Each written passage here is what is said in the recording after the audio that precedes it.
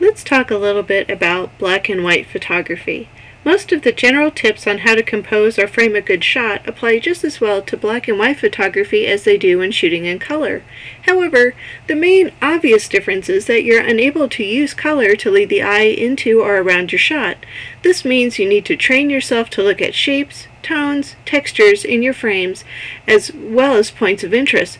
Pay particular attention to shadows and highlights, which will become a feature of your shot. Look for contrast. One of the elements that can give interest to a black and white shot is contrast, because you can't use color to distinguish one element of your image from another. The tonal variances become all the more important.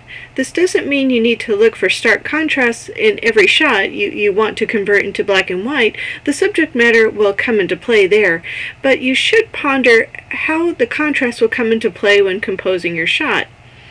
Wait for the right light. Linked to contrast, the lighting in a black and white shot can be very important. For example, H3 or direct lighting will often add contrast. Side lighting will reveal any texture that a subject may have, and in portraits will accentuate different features. The light from any one direction will create shadows. All of these techniques can add interest to a black and white image. However, they can also be distracting, so play with the light with care.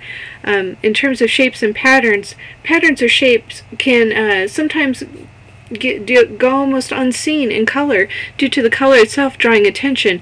They can come alive in black and white shots. Black and white shots that rely upon pattern can often take on an abstract quality, which is really cool. Capture texture.